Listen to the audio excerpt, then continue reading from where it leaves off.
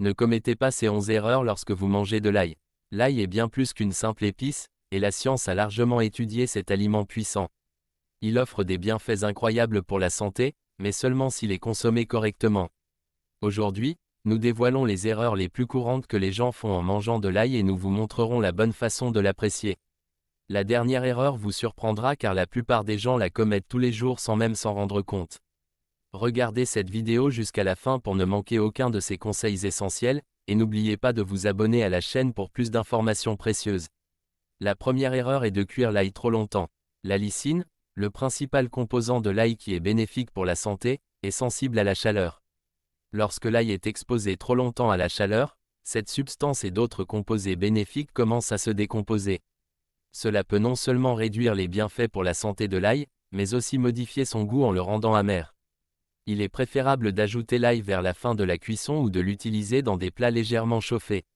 Les experts recommandent d'exposer l'ail à une chaleur douce, entre 60 et 70 degrés Celsius, pendant un maximum de 5 minutes. Cette simple précaution vous aidera à tirer le meilleur parti des bienfaits de l'ail.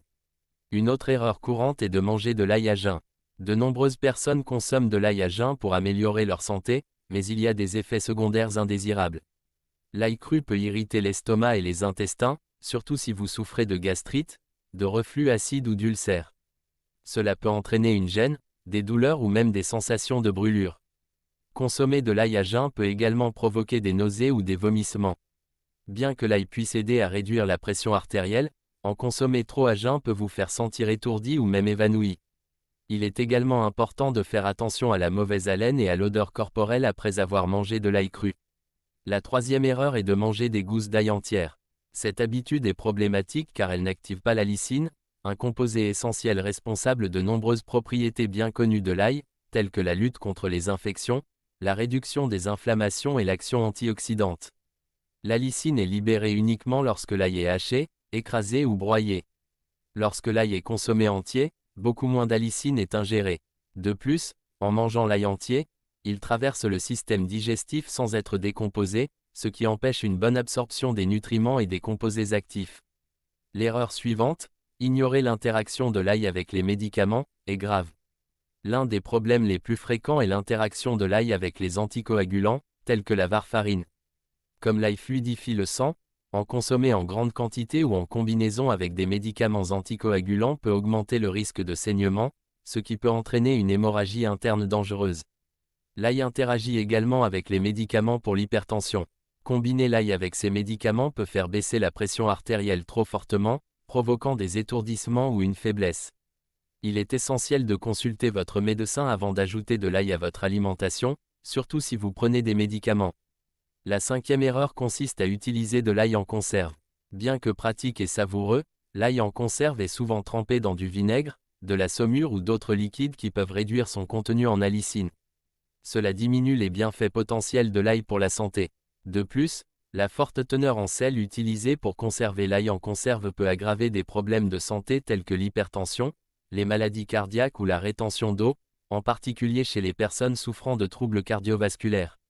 Les conservateurs dans l'ail en conserve peuvent également provoquer des troubles gastriques ou des réactions allergiques, surtout lorsqu'ils sont consommés en grande quantité. L'ail frais est toujours la meilleure option, car il maximise les bienfaits pour la santé et est plus sûr pour le corps. Une autre erreur est de ne pas laver l'ail avant de l'utiliser. Comme tout autre aliment, l'ail peut être contaminé par de la saleté, des pesticides ou des micro-organismes nocifs tels que des bactéries et des moisissures sur sa peau. Ces contaminants peuvent se transférer sur les ustensiles de cuisine, les mains et d'autres aliments, augmentant le risque de contamination croisée et de maladies d'origine alimentaire. Les résidus de pesticides, en particulier sur l'ail non biologique, peuvent présenter des risques pour la santé à long terme, tels que des déséquilibres hormonaux et un risque accru de cancer. Il est recommandé de laver l'ail sous l'eau courante pour éliminer ces contaminants avant de l'utiliser. Un mauvais stockage de l'ail est la septième erreur. La moisissure et les bactéries peuvent se développer si l'ail est stocké dans des endroits humides ou mal ventilés, le rendant impropre à la consommation. Les composés bénéfiques comme l'alicine peuvent rapidement se dégrader si l'ail est conservé dans un environnement chaud et humide. Pour garder l'ail frais et nutritif, conservez-le dans un endroit frais, sec et bien ventilé. Évitez la chaleur et l'humidité. La huitième erreur consiste à acheter de l'ail déjà pelé. L'ail pelé contient moins d'allicine et il a été manipulé et stocké plus longtemps, augmentant ainsi le risque de contamination par des bactéries et des champignons. Même avec une bonne hygiène, l'ail mal conservé peut vous exposer à des contaminations. Les gousses d'ail prépelées perdent également leur fraîcheur et leur saveur plus rapidement que les gousses entières, ce qui affecte leur valeur nutritionnelle. La 9e erreur est de conserver l'ail au réfrigérateur.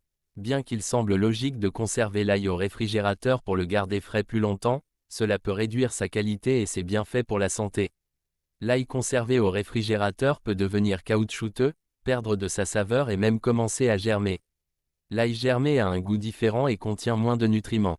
Pour éviter cela, conservez l'ail dans un endroit sombre et bien ventilé, comme un garde-manger ou un tiroir de cuisine, où il gardera plus longtemps son goût, sa texture et ses bienfaits pour la santé.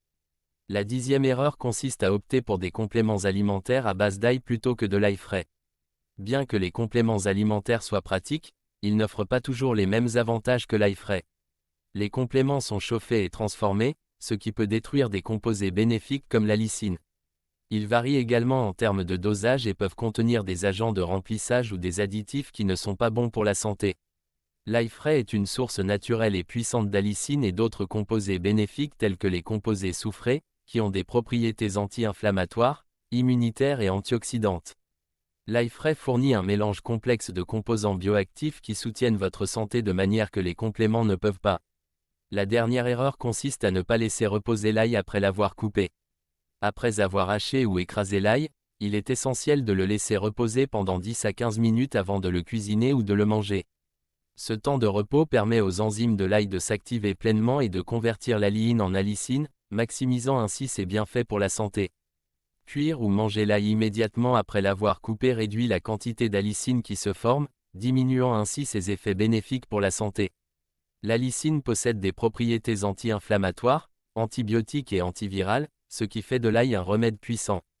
Laisser reposer l'ail après l'avoir coupé améliorera sa capacité à soutenir votre système immunitaire, à réduire l'inflammation et à vous protéger contre les infections.